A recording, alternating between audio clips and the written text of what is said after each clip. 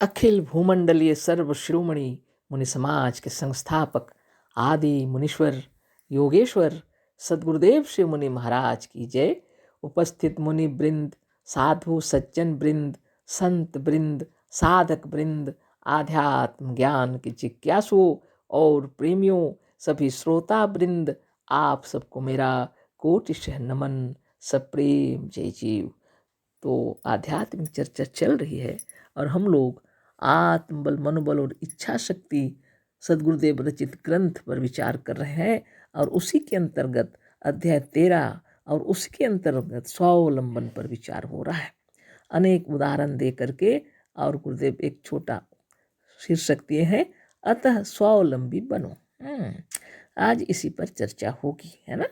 अतः स्वावलंबी बनो, सदगुरुदेव बतला रहे हैं ना। हम लोगों ने जाना कि सदगुरुदेव बता रहे हैं कि कोई भी पिता प्रसन्न होता है जब देखता है अपना बेटा बहुत विद्या बुद्धि ज्ञान वाला है और अपना स्वावलंबी है और अपने कमाई खा रहा है, तब पिता प्रसन्न होते हैं। पिता के भरोसे रहने वाले, पिता की कमाई खाने वाले कायर, आलसी, डरपोक और मूर्ख बालकों से कोई पिता खुश नहीं हो सकता। तो पिता भी चाहते हैं कि बच्चे स्वावलंबी बने। उदाहरण दिए हैं सदगुरुदेव। तो ईश्वर भी, अगर कोई ईश्वर को मानते हैं तो वो भी निर्भीक होकर के स्वावलंबी बनिए बोल रहे हैं। अब यहाँ और अच्छी तरह बता रहे हैं गुरुदेव, अतः स्वावलंबी बनो। पूर्ण स्वावलंबी बनने के लिए ईश्वर का भी भरोसा त्याग दो, ईश्वर का भी सहारा ना चाहो, अपना भरोसा करो। जब तक स्वावलंबी नहीं बनोगे तुम्हारी उन्नति नहीं हो सकती। सदगुरुदेव कह रहे हैं अगर स्वावलंबी बनना है तो ईश्वर का भी भरोसा मत करो, ईश्वर का भरोसा त्याग दो। अगर ईश्वर का सहारा लोगे तो स्वावलंबी कैसे बनोगे ना। जब तक स्वावलंबी नहीं बनोगे तुम्हारी उन्नति नहीं हो सकती। और इतना सुंदर उदाहरण आगे दे रहे हैं, जो विद्यार्थी दूसरे बुद्धिमान लड़कों के उत्तर की नकल करके परीक्षा में उत्तीर्ण होना चाहते हैं वह मूर्ख हैं। जो परीक्षा हाल के किसी मास्टर की सहायता के भरोसे पास होना चाहते हैं वह स्वावलंबी नहीं है। तुम्हारे बदले कोई दूसरा पढ़कर तुम्हें विद्वान नहीं बना सकता। तुम्हारे बदले कोई दूसरा व्यायाम करके तुम्हें पुष्ट नहीं बना सकता। तुम्हारे बदले कोई दूसरा भोजन करके तुम्हारी क्षुधा को निवृत्त नहीं कर सकता। तुम्हारे बदले कोई दूसरा पानी पीकर तुम्हारी प्यास को बुझा नहीं सकता। बिना जल को पान किए ईश्वर का नाम लेने से प्यास नहीं दूर होगी। बिना भोजन किए ईश्वर का नाम लेने से भूख नहीं जाएगी। तुम्हारा उद्धार तुम्हारे ही कर्मों से होगा। धन्य धन्य सदगुरुदेव श्री मुनि महाराज की जय। आए दिन हम लोग देख रहे हैं, ये हम लोग की जीवन की अनुभूति है। उदाहरण दिए हैं सदगुरुदेव। बहुत बड़ी बात है ना।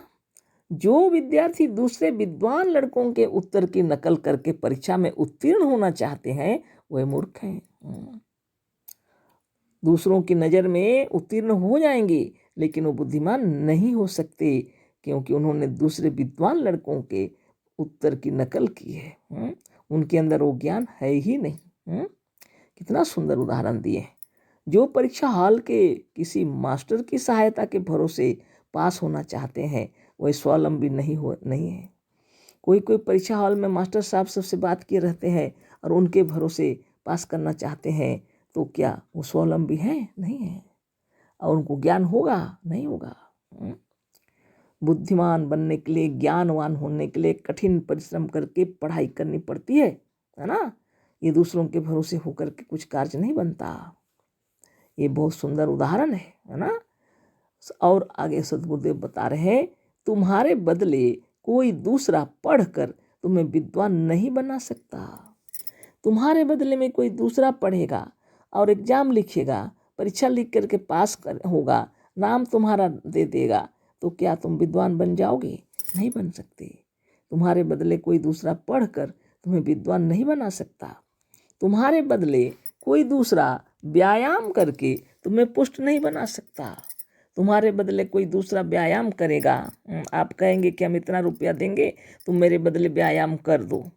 व्यायाम करेगा तो उसका शरीर स्वस्थ होगा, आपका शरीर कैसे स्वस्थ होगा? वह बलवान बनेगा, आप कैसे बलवान बनेंगे? उसका शरीर पुष्ट होगा, आपका शरीर पुष्ट होगा क्या? नहीं, है ना। तुम्हारे बदले कोई दूसरा व्यायाम करके तुम्हें पुष्ट नहीं बना सकता। तुम्हारे बदले कोई दूसरा भोजन करके तुम्हारी क्षुधा को निवृत्त नहीं कर सकता।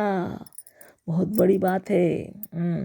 जब हम लोग माँ के गर्भ में थे तो माँ जो भोजन करती थी इससे इस शरीर का निर्माण हुआ। लेकिन आज जब हम लोग जन्म ले लिए उसके बाद माँ दूध पिलाती थी, उसके बाद थोड़ा थोड़ा बड़े हो गए जब, तब बाहर का खाना खिलाने शुरू किए और वो हमेशा हम लोग को खिलाते रहे।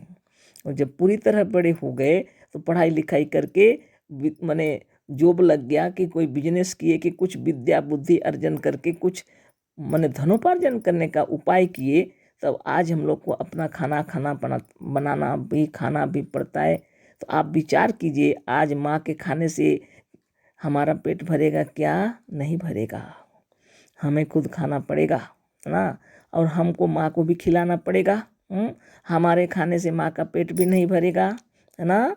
माँ हो या पिताजी कोई भी हो, घर के कोई भी प्रियजन क्यों न हो, है ना, अपने से प्रियजन ही क्यों न हो, हमारे खाने से उसका पेट नहीं भरेगा, ना उनका खाने से हमारा पेट भरेगा। बहुत बड़ी बात है कि नहीं है? कितना सुंदर उदाहरण दिए। तुम्हारे बदले कोई दूसरा पानी पीकर तुम्हारी प्यास को नहीं बुझा सकता है। अब प्यास लगी है मुझे और कोई दूसरा पानी पिएगा तो क्या मेरी प्यास बुझ जाएगी? मेरा प्यास बुझेगा नहीं ना। बिना जल को पान किए ईश्वर का नाम लेने से प्यास नहीं दूर होगी। जब तक पानी नहीं पिएंगे प्यास कैसे बुझेगा? खाली ईश्वर का नाम लेने से और पानी नहीं पी करके क्या प्यास बुझता है? नहीं बुझता है। बिना भोजन किए ईश्वर का नाम लेने से भूख नहीं जाएगी। बिना भोजन किए खाली ईश्वर का नाम लेंगे तो भूख चली जाएगी? नहीं ना। भोजन करना पड़ेगा तो तृप्ति मालूम होगी, हमारा भूख चला जाएगा। भोजन करने के बाद भोजन ही नहीं किए हैं और ईश्वर का नाम ले रहे हैं, क्या भूख चली जाएगी? नहीं ना। तुम्हारा उद्धार तुम्हारे ही कर्मों से होगा। तो सद्गुरुदेव बतला रहे हैं तुम्हारा उद्धार तुम्हारे ही कर्मों से होगा, अतः स्वावलंबी बनो। ऊपर में जो हेडिंग दिए हैं ना तो स्वयं खाना है, स्वयं कमाना है ना। जब बड़े हो गए सब कर सकते हैं, है ना, तो माँ बाप भी चाहते हैं कि हमारे बच्चे लोग बड़े हो गए हैं, सब तरह से स्वावलंबी बनाना चाहते हैं ताकि वो आराम से शरीर छोड़कर चले जाएंगे तो भी उनको कोई चिंता नहीं होगी, है ना। तो मनुष्य को हमेशा स्वावलंबी बनना चाहिए। ये तो उदाहरण बहुत सुंदर दिए। आगे हम लोग पढ़ते हैं। कोई तुम्हारे लिए कुछ नहीं कर सकता, तुम्हें अपने ही कर्मों को करना पड़ेगा। तो तुम्हारे लिए कोई कुछ नहीं कर सकता, गुरुदेव बोल रहे हैं। यदि तुम स्वयं अपना उद्धार करने से नहीं करोगे, उद्धार अपने से नहीं करोगे यदि तुम अपना, तो कोई तुम्हारा उद्धार नहीं कर सकता। अतः स्वावलंबन सबसे बड़ी वस्तु है ना अतः स्वावलंबन सबसे बड़ी वस्तु है, सदगुरु कह रहे हैं। पर स्वावलंबन कहते हैं आत्मावलंबन को, और स्वावलंबन कहते हैं आत्मावलंबन को, है ना। अपने आप का जो अवलंबन करता है उसको कहते हैं स्वावलंबी, है ना। स्वावलंबन और स्वावलंबन को यह आत्मावलंबन आत्मविश्वास, आत्मज्ञान और आत्म पूजा से पुष्ट और दृढ़ होता है। आप चाहे स्वावलंबी हों या स्वावलंबन कहें, यह जो स्वावलंबन कहते हैं जिसको, वो आत्मावलंबन है। सदगुरुदेव के शब्दों में देखिए, पर स्वावलंबन कहते हैं आत्मावलंबन को, और यह आत्मावलंबन आत्मविश्वास, आत्मज्ञान और आत्म पूजा से ही पुष्ट और दृढ़ होता है। दुख आपके हृदय में है, आपके दिल में है। आपके हृदय में जब ज्ञान का उदय हो जाता है तब दुख दूर हो जाता है। दूसरे के हृदय में कोई दुख नहीं है, वो आपके लिए वो कुछ नहीं कर सकते हैं। स्वयं को आपको करना पड़ेगा, है ना। स्वयं योगाभ्यास करना पड़ेगा, स्वयं ध्यान तपस्या करनी पड़ेगी, स्वयं सद्गुरुदेव के किताबों का अध्ययन करना पड़ेगा। तब आपको जब सच्चा ज्ञान हो जाएगा तब आपके हृदय से सारी पीड़ा, सारे दर्द, सारे दुख, सारे तकलीफ दूर हो जाएंगे। तो सबसे बड़ी बात है आत्मविश्वास, आत्मज्ञान और आत्म पूजा से ही आत्मावलंबन या स्वावलंबन भी पुष्ट होता है। बहुत बड़ी बात है ये, साधारण बात नहीं है। जब आपको दृढ़ विश्वास हो जाएगा कि इस जीव के सिवा और कोई भी शक्ति नहीं है इस ब्रह्मांड में, तब आपको अपने आप में गंभीर शांति महसूस होगी, है ना। दृढ़ संकल्प के साथ अब साधन करेंगे तो स्वरूपस्थ होके समाधिस्थ हो जाएंगे, है ना। बहुत बड़ी बात है ये, सब साधारण बात नहीं है ना।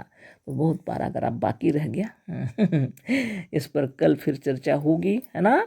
जो कुछ भी हो, आप नित्य योगाभ्यास कीजिए, बारंबार ध्यान कीजिए, बारंबार ध्यान कीजिए।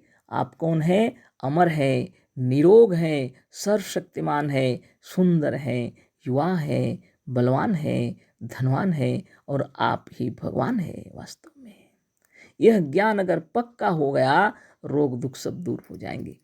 दैहिक दैविक भौतिक तापा, राम राज्य काहू नहीं व्यापा। जो स्वावलंबी हैं, जो आत्मावलंबी हैं, वही राम के राज्य में रहते हैं, है ना। कल फिर चर्चा होगी। अशेष धन्यवाद, कोटि नमन। सद्गुरुदेव शिव मुनि महाराज की जय।